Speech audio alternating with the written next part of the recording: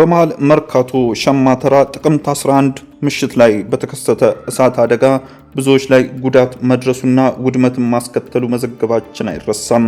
የፌዴራል ፖሊስም ለዚህ የእሳት አደጋ ምላሽ ሰጥቷል። የፌዴራል ፖሊስ በመርካቶ ሸማተራ በደረሰው የእሳት አደጋ ዋና ምክንያቱ የኤሌክትሪክ ቴክኒክ ችግር እንደሆነ የተናገረው የኢትዮጵያ ፌዴራል ፖሊስ ጥቅምት 11 ቀን 2017 ዓ.ም ምሽት በአዲስ አበባ ከተማ ክፍለ ከተማ መርካቶ ሸማተራ ነባር ገበያ ማዕከልና በአካባቢው የደረሰውን እሳት አደጋ መንስኤ በኤሌክትሪክ ቴክኒክ ችግር የተከሰተ አደጋ መሆኑን በፎረንሲክ ምርመራ ማጣራት መቻሉን ገልጿል።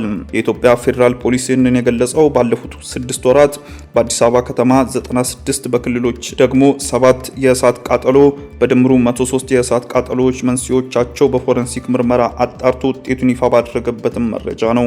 በውጤቱ መሰረትም 103 የእሳት ቃጠሎ አደጋ ውጤት 10 የቃጠሎ አደጋዎች ሆን ተብለው በሰው አማካኝነት የደረሱ ናቸው ብሏል። በተጨማሪም በኤሌክትሪክ ቴክኒክ ችግር ምክንያት የደረሰ 50 ቃጠሎ፣ በመካኒክ ችግር ምክንያት የደረሰ 11 ቃጠሎ፣ በቸልተኝነት የደረሰ 17 እና በሌሎች ምክንያቶች የደረሰ 15 ቃጠሎ መሆናቸው አረጋግጧል። በዚሁ ጋር በተያያዘም በግማሽ ዓመቱ በ582 መኖሪያ ቤቶች፣ በ12 ተሽከርካሪዎች፣ በ1965 ንግድ ቤቶች፣ በ6 ፋብሪካዎች፣ በተለያዩ ድርጅቶች በቃጠሎ ምክንያት ጉዳት ስለመድረሱ ሪፖርቱ አመላክቷል። ህብረተሰቡ ቃጠሎ ከደረሰበት በኋላ ማስረጃዎችን ሳይነካኩም በመጠበቅ ለፖሊስ ሪፖርት ማድረግ እንዳለባቸው እንዲሁም የቃጠሎ መንስኤዎች በሙያዊ ምርመራ እስካልተረጋገጡ ድረስ አስተያየት መስጠትና መፈረጅ ፍትህን ስለሚያዛባ ከዚህ እንደሚቆጠቡ አሳስቧል። በ76 ዓመታቸው ልጅ የወለዱት የመቀለ ከተማ ነዋሪ በማህበራዊ ሚዲያ ላይ ከፍተኛ መነጋገሪያ ሆኑ። በመቀለ ከተማ የ76 ዓመት አዛውንት እናት ልጅ መውለዳቸው በተለያዩ ዕውቅ የሚዲያ ገጾች እየተዘገበም ይገኛል። ወይዘሮ መድህን ሀጎስ የተባሉ የመቀሌ ከተማ ነዋሪ በ76 ዓመታቸው ወንድ ልጅን ወልደዋል። ወይዘሮ መድህን ከዚህ በፊት ልጅ የወለዱ አለመሆናቸውና ይህ የመጀመሪያ መሆኑን ኢቢሲ ከቤተሰቦቻቸው አረጋግጫለሁ ነው ያለው። የልጃቸው ክርስትና ባለፉት ቀናቶች መከናወኑን ነው የገለጹትም። ኢቢሲ ባለታሪኳን ለማነጋገር ያደረገው ጥረት ባይሳካም ወይዘሮ መድህን የወንድ ልጅ እናት ስለመሆናቸው ከቤተሰባቸው ማረጋገጥ ተችሏል።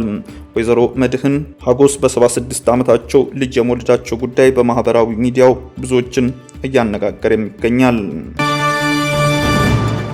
ትራምፕ በጋዛ ጉዳይ በግብጽ ላይ ተጽዕኖ ለማሳደር የህዳሴ ግድቡን ጉዳይ እየተጠቀሙበት እንደሚገኙ ተገለጸ። የአሜሪካው ፕሬዝዳንት ዶናልድ ትራምፕ የጋዛ ነዋሪዎች ከአካባቢው ለማስወጣት እንደ ግብጽ ባሉ ጎረቤት ሀገራት ለማስፈር ያቀረቡትን ሐሳብ ግብጽ እንድትቀበላቸው ለማድረግ የህዳሴ ግድቡን ጉዳይ እንደ መደለያ እየተጠቀሙበት እንደሚገኙ ነው የተገለጸው። ባሳለፍነው ሳምንት የፕሬዝዳንት ትራምፕ ከፍተኛ ባለስልጣናት በካይሮ ተገኝተው የጋዛ ነዋሪዎች ከአካባቢው እንዲለቁ በማድረግ በግብጽና በሌሎች ሀገራት ለማስፈር ባቀረቡት እቅድ ዙሪያ መመካከራቸው ተጠቁሟል። የትራምፕ አስተዳደር ባለስልጣናት በግብጽ ላይ ተጽዕኖ ለማሳደር እቅዱን እንዲቀበሉት ለማድረግ የህዳሴ ግድቡን ጉዳይ እንደ መደለያ ማቅረባቸውን የተለያዩ ሚዲያዎች ዘገባ አመላክቷል። የአሜሪካ ከፍተኛ ባለስልጣናት በካይሮ በነበራቸው ቆይታ ከግብጽ የውጭ ጉዳይ ሚኒስቴር እና ከሀገሪቱ ደህንነት ቢሮ ኃላፊ ጋር ግብጽ ከኢትዮጵያ ጋር አለመግባባት ውስጥ በገባችበት የህዳሴ ግድብና አወዛጋቢ በሆነው የጋዛ ነዋሪዎችን ማስለቀቅ ዙሪያ መክረዋል ሲል ዘገባው አስታውቋል።